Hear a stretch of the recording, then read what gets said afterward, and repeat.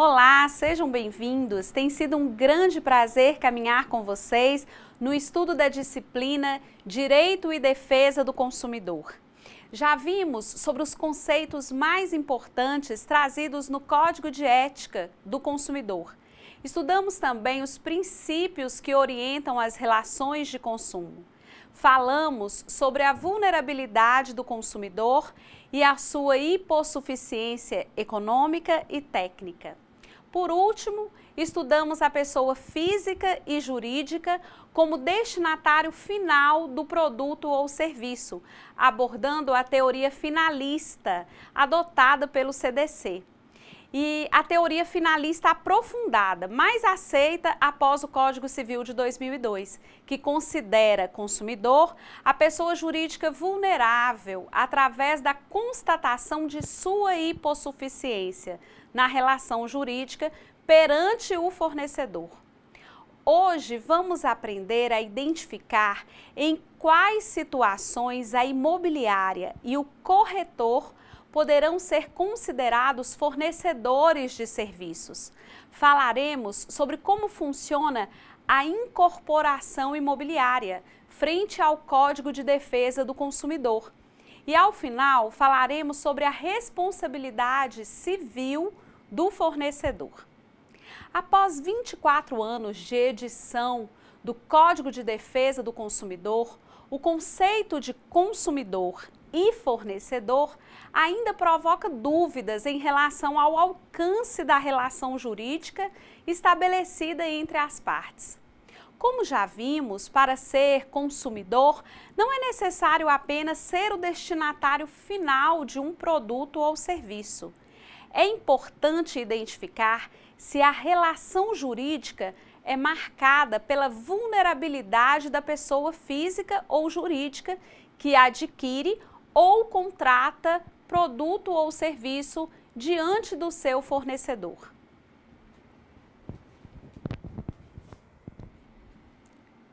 Em 2013, o STJ concluiu que existe relação de consumo nos contratos de administração imobiliária, pois o proprietário de imóvel que contrata a imobiliária para administrar seus interesses é, de fato, destinatário final do serviço prestado, o que revela sua condição de consumidor. Assim, se de um lado a pessoa que contrata com a imobiliária é considerada consumidora, por outro lado, a imobiliária deve ser entendida como fornecedora de serviços. Além da relação jurídica de consumo que existe entre a imobiliária e o proprietário do imóvel, também é aplicado o CDC na relação entre o comprador e a imobiliária, na relação da venda de um imóvel, tendo em vista que os serviços oferecidos pela imobiliária corretora são bens juridicamente consumíveis, remunerados, servem para suprir a necessidade do comprador, destinatário final do serviço, restando assim caracterizada a relação de consumo. E como fica a questão do corretor, independente de imobiliária, em que momento ele será ou não considerado fornecedor de produtos ou serviços? Como já aprendemos, conforme o artigo 722 do Código Civil de 2002, o contrato de corretagem é aquele pelo qual uma pessoa, mediante remuneração, obriga-se a entremear negócio para outra, prestando informações e conhecimentos necessários para a celebração do contrato intermediado. Ainda que seja o Código Civil que fale da corretagem, em alguns casos será aplicado o Código de Defesa do Consumidor nos contratos de corretagem, que é uma atividade remunerada e, por implicar em lucro para uma das partes, pode ensejar a relação jurídica de consumo. Mas como identificar a corretagem como relação de consumo, sendo que sua previsão legal não está no CDC e sim no Código Civil?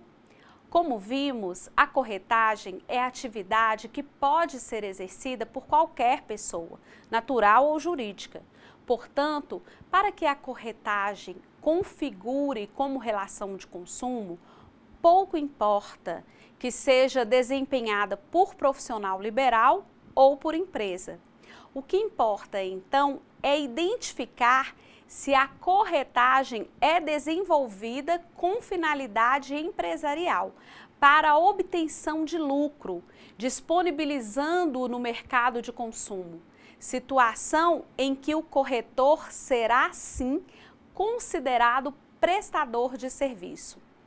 O fato do CDC definir consumidor a partir de um critério econômico resulta que se o comitente, que é o que incumbe alguém, mediante o pagamento de uma comissão, de executar atos em seu nome, sob sua direção e responsabilidade, então se esse comitente contratar o corretor para intermediar negócios, para desenvolver sua própria atividade, não será destinatário final e, portanto, não estará submetido ao regramento do CDC.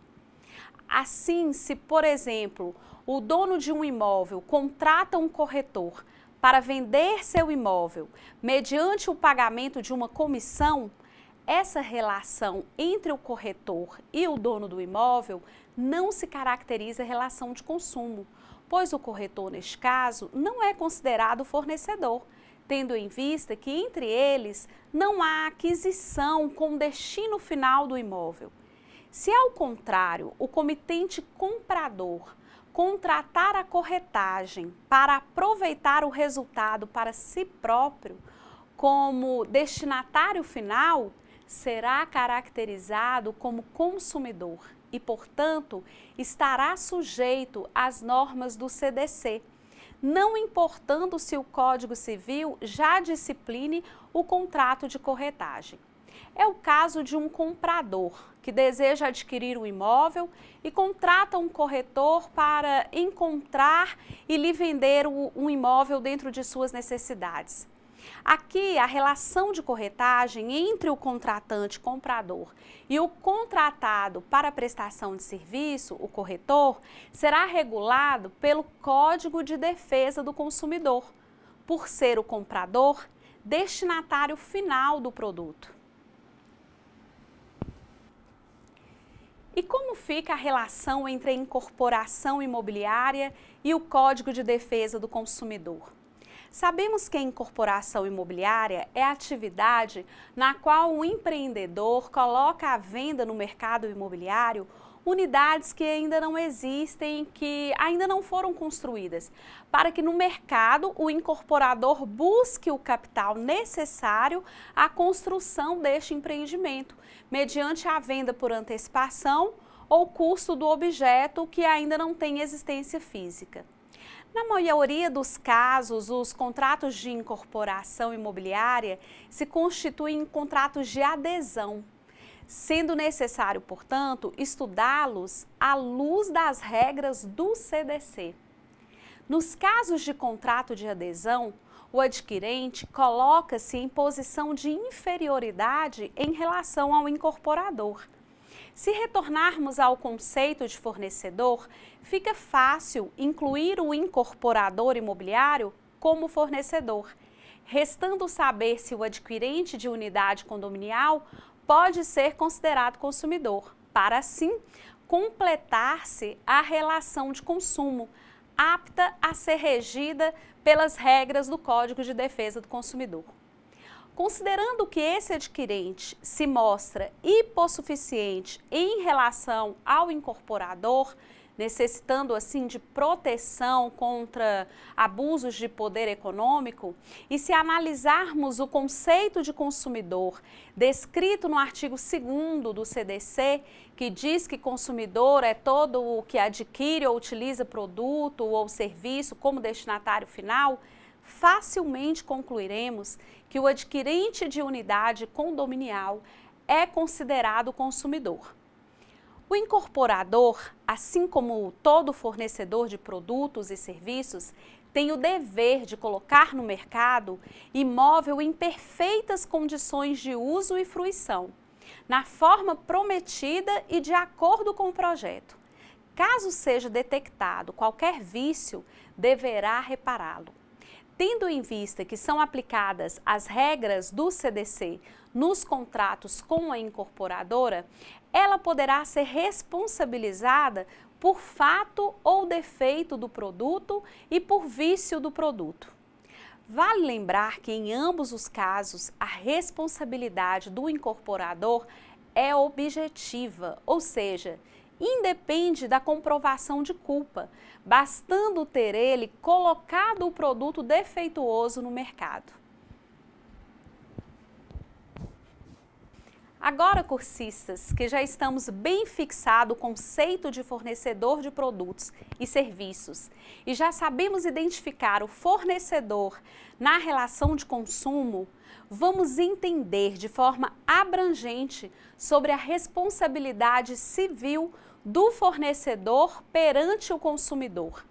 Sabemos que os produtos e serviços ofertados no mercado se destinam a satisfazer as necessidades dos consumidores, com utilidade e comodidade, sendo certo que o consumidor tem a expectativa de que funcionem adequadamente ou se prestem à finalidade que deles se espera.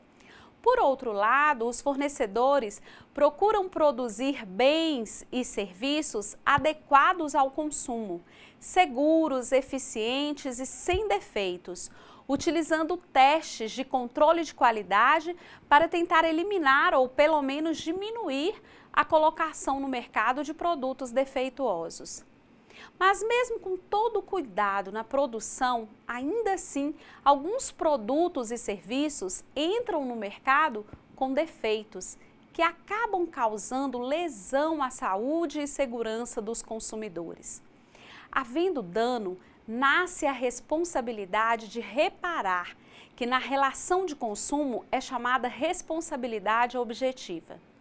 Na responsabilidade objetiva, o causador do dano responde independentemente de ter ou não agido com culpa para a realização do evento danoso, ficando responsável pela reparação dos danos causados aos consumidores. Assim, não importa se o fornecedor alegar que foi o mais cuidadoso possível ao colocar o produto no mercado e mesmo que ele esteja apto a provar que agiu com a melhor diligência e perícia, ainda assim responderá perante o consumidor. Neste sentido, dispõe os artigos 12 e 14 do CDC. Artigo 12. O fabricante, o produtor, o construtor, nacional ou estrangeiro, e o importador respondem independentemente da existência de culpa pela reparação dos danos causados aos consumidores por defeitos decorrentes de projeto, fabricação, construção, montagem, fórmulas, manipulação, apresentação ou acondicionamento de seus produtos, bem como por informações insuficientes ou inadequadas sobre sua utilização e riscos. Parágrafo 1º. O produto é defeituoso quando não oferece a segurança que dele legitimamente se espera, levando-se em consideração as circunstâncias relevantes, entre as quais, inciso 1, sua apresentação, inciso 2, o uso e os riscos que razoavelmente dele se esperam, inciso 3, a época em que foi colocado em circulação. Parágrafo 2º. O produto não é considerado defeituoso pelo fato de outro de melhor qualidade ter sido colocado no mercado. Parágrafo 3º. O fabricante, o construtor, o produtor ou importador só não será responsabilizado quando provar, inciso 1, que não colocou o produto no mercado, inciso 2, que embora haja colocado o produto no mercado, o defeito inexiste. Inciso 3, a culpa exclusiva do consumidor ou de terceiro. Artigo 14. O fornecedor de serviços responde, independentemente da existência de culpa, pela reparação dos danos causados aos consumidores por defeitos relativos à prestação dos serviços, bem como por informações insuficientes ou inadequadas sobre sua fruição e riscos. Parágrafo 1º. O serviço é defeituoso quando não fornece a segurança que o consumidor dele pode esperar, levando-se em consideração as circunstâncias relevantes, entre as quais, inciso 1, o modo de seu fornecimento, inciso 2, o resultado e os riscos que razoavelmente dele se esperam, inciso 3, a época em que foi fornecido. Parágrafo 2º. O serviço não é considerado defeituoso pela adoção de novas técnicas. Parágrafo 3º. O fornecedor de serviços só não será responsabilizado quando provar, inciso 1, que tendo prestado o serviço o defeito inexiste, inciso 2, a culpa exclusiva do consumidor ou de terceiro. Parágrafo 4º. A responsabilidade pessoal dos profissionais liberais será apurada mediante a verificação de culpa. Com a leitura desses artigos, fica claro que o fornecedor é o responsável, como regra, pelo defeito que o produto ou serviço vem apresentar, porque é ele que os coloca no mercado, sendo normal, portanto, que ele assuma os riscos dessa conduta e arque com os encargos decorrentes da reparação dos danos das atividades que lhe são próprias: lançamento do produto, fabricação, construção, montagem, manipulação ou arrumação, além daquelas decorrentes da pouca ou equivocada informação sobre a utilização e os riscos dos produtos e serviços. Então, como você, enquanto consumidor, consegue comprovar que um produto ou um serviço é defeituoso? Existe algum instrumento no CDC capaz de facilitar a sua defesa nesse caso? Para a reparação do dano, basta a demonstração deste dano e suas consequências. É necessário também verificar o nexo de causalidade, ou seja, se existe vínculo entre a conduta do fornecedor e o resultado por ele produzido. Verificar o nexo de causalidade é descobrir quais condutas, positivas ou negativas, deram causa ao resultado danoso. Embora a regra seja da responsabilidade objetiva do fornecedor, ou seja, independente dele ter agido ou não com culpa ao causar o dano ao consumidor, para alguns profissionais liberais, como médico, arquiteto, dentista, advogado e corretor de imóveis, desde que desempenhe seu serviço de forma isolada, será exigida a comprovação da culpa deste fornecedor profissional liberal. Assim, se um corretor trabalhar para uma imobiliária, responderá a ele apenas por culpa, enquanto que a responsabilidade civil da imobiliária será objetiva, ou seja, independente da comprovação de culpa. Você já sabe identificar e diferenciar o fornecedor, o fabricante, o produtor, o processador e o construtor? Todos esses fornecedores possuem sua responsabilidade diante do evento danoso e eles podem responder solidariamente, ou seja, se obrigam juntamente pela reparação do dano, ou ainda responder isoladamente perante o consumidor. Vamos entender então sobre esses tipos de fornecedores. o fabricante, é o sujeito mais importante da sociedade de consumo, porque é ele quem domina o processo através do qual os produtos chegam às mãos dos distribuidores e varejistas e, a partir destes, aos consumidores. Fabricante é todo aquele que, direta ou indiretamente, insere-se no processo de desenvolvimento e lançamento de produtos no mercado. Se um produto tiver mais de um fabricante, por exemplo, um fabricante de matéria-prima, outro de componentes e outro do produto final, todos são solidariamente responsáveis pelo defeito e por suas consequências, cabendo ação regressiva contra aquele que de fato deu causa ao defeito. Portanto, todos são chamados a responder pela colocação do produto defeituoso no mercado, pois todos são responsáveis pelo dever de segurança.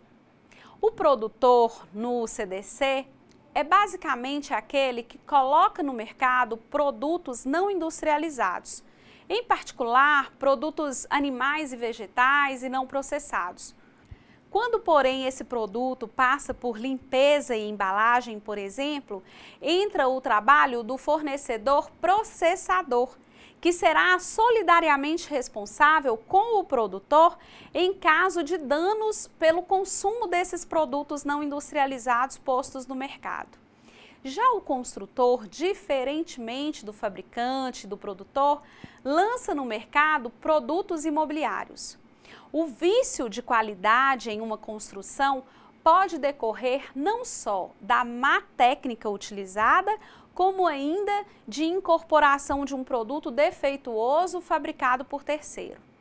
Na medida em que o construtor é responsável por tudo que agrega à sua construção, sua responsabilidade inclui os produtos e serviços que dizem respeito à construção. Nesse caso, serão também solidariamente responsáveis o construtor e o fabricante do produto. Vamos ver então o que é necessário para que o consumidor seja ressarcido do dano que sofreu.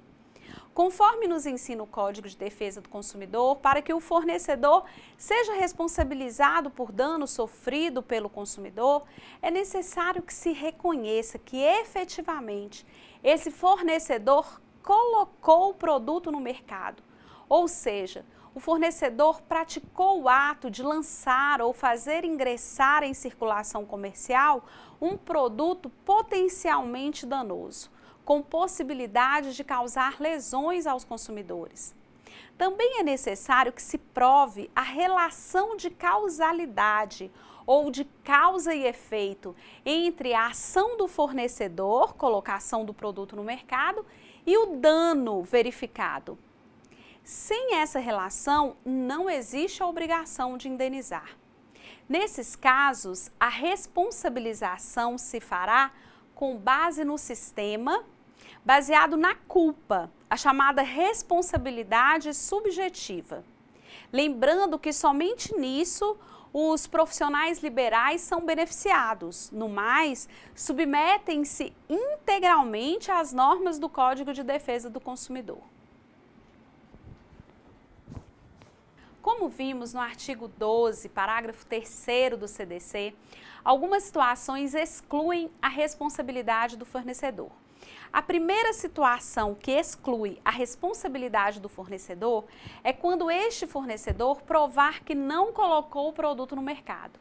Nesse caso, o fornecedor será um terceiro estranho à obrigação de indenizar, pois, como já vimos, a responsabilidade decorre exatamente da colocação do produto no mercado.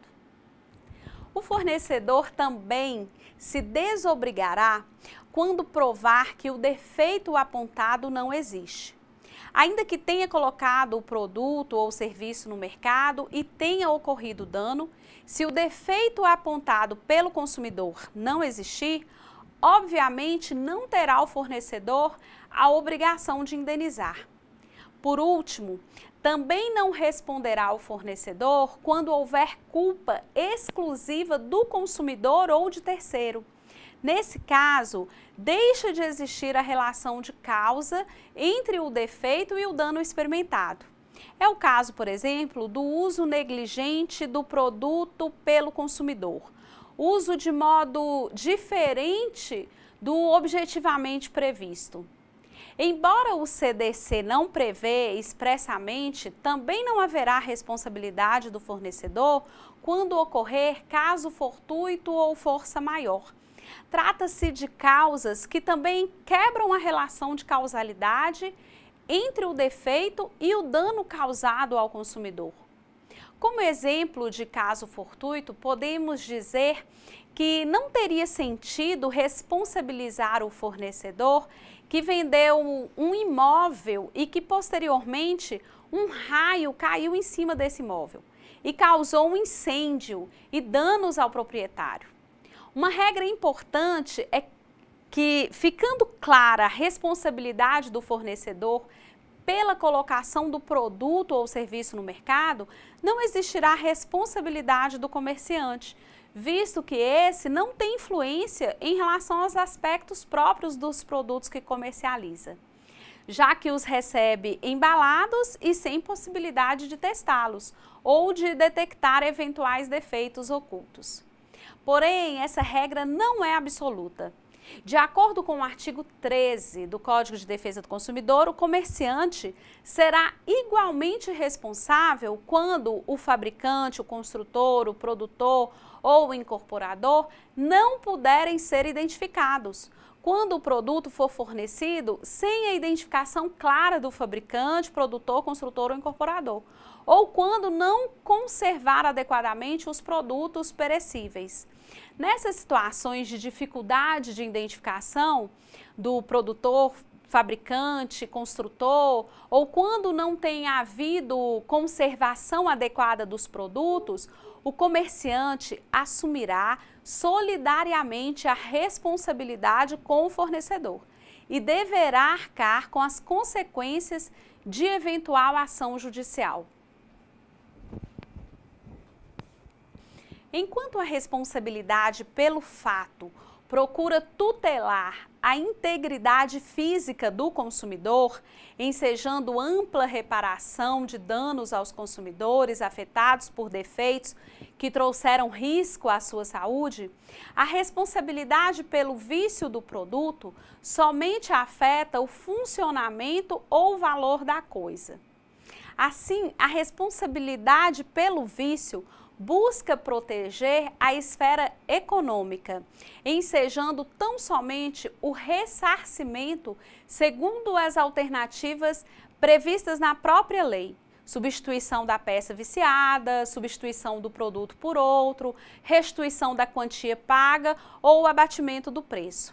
Dessa forma, o vício do produto ou serviço são as irregularidades que, sem causarem risco à saúde ou segurança do consumidor, afetam a funcionalidade do produto ou serviço em seus aspectos de qualidade e quantidade, tornando-os impróprios ou inadequados ao consumo, ou lhes diminuindo o valor, bem como os decorrentes da divergência do conteúdo com as indicações constantes do recipiente, das embalagens, rotulagem ou mensagem publicitária. Antes da escolha das 3 alternativas que se abre ao consumidor, que são a substituição do bem ou a devolução do dinheiro ou ainda o abatimento do preço, o fornecedor possui o prazo de 30 dias para sanar o vício, que não incidirá caso o produto for considerado essencial ou se a substituição das partes viciadas puder comprometer a qualidade do produto ou diminuir-lhe o valor. É importante saber que o Código de Defesa do Consumidor institui prazo decadencial para esse consumidor reclamar dos vícios do produto ou serviço e que é de 30 dias quando se tratar de produto ou serviço não durável e de 90 dias para os duráveis. Já em relação aos danos sofridos pelo fato do produto ou serviço, que são os acidentes de consumo, a pretensão para a reparação dos danos sofridos, prescreve em 5 anos, ou seja, o consumidor perde o direito de reclamar judicialmente pelos danos sofridos por haver passado 5 anos e ele não ter exercido tal direito. Chegamos ao final de mais uma aula da disciplina Direito e Defesa do Consumidor. Hoje, estudamos os casos em que a imobiliária e o corretor poderão ser considerados fornecedores de serviços, abordando também a responsabilidade dos profissionais liberais. Vimos sobre a responsabilidade objetiva que os fornecedores possuem perante os consumidores.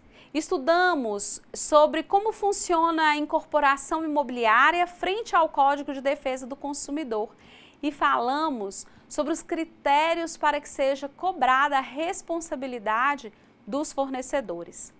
Para a nossa próxima e última aula, vamos aprender ainda mais sobre a proteção contratual do consumidor, através do sistema de nulidades do Código de Defesa do Consumidor. E aprofundaremos no tema sobre as responsabilidades dos corretores de imóveis frente ao consumidor, o que contribuirá muito para a melhor compreensão de tudo o que já estudamos até aqui. Bons estudos, abraço e até a próxima aula!